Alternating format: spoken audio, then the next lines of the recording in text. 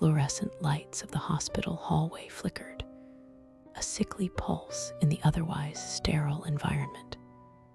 It was late, past visiting hours, but I couldn't leave. Not when he was like this.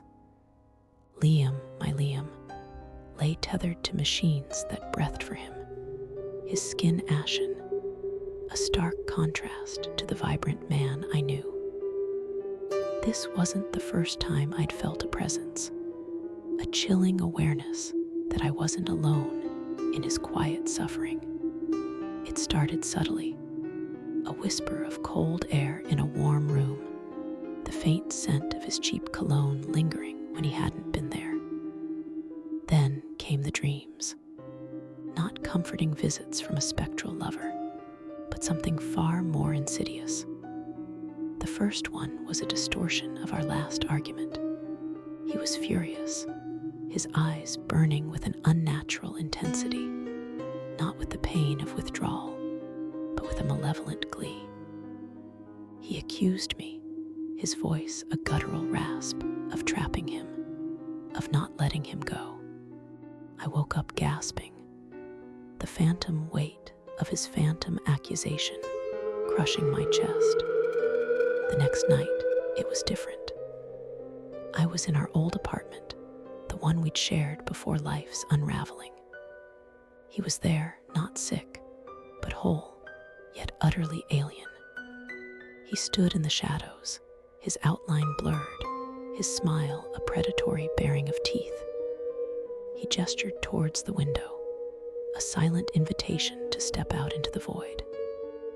When I refused, he laughed, a dry, rustling sound like dead leaves skittering across concrete. The laughter echoed in my ears long after I woke, leaving a residue of dread. Tonight, as I sat by his bedside, watching his chest rise and fall with the mechanical rhythm, I felt it again. A shift in the air, a prickling sensation on my skin. The room grew colder, the shadows in the corners deepening, elongating into grotesque shapes. Liam stirred, a low groan escaping his lips.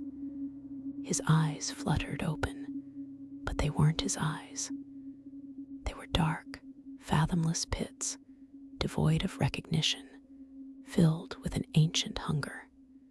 He raised a skeletal hand, not to me, but towards the ceiling, as if reaching for something just beyond my perception.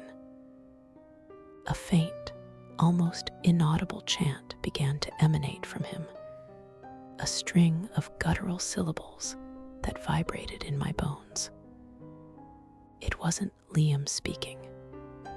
It was something else, something ancient and hungry, wearing his dying shell like a borrowed skin. The machines around him began to whine, their steady beeps turning erratic, their lights flashing like a distress signal. The air thickened, heavy with the scent of decay and something acrid like burnt sulfur. I scrambled back, my heart a frantic drum against my ribs. This wasn't grief. This wasn't memory. This was something that had taken root in his dying moments, something that saw me not as a lover, but as its next offering. The power in the room flickered violently, plunging us into near darkness. And in that brief, terrifying blackout, I heard his voice, twisted and monstrous, whisper, "You cannot escape what has already claimed me.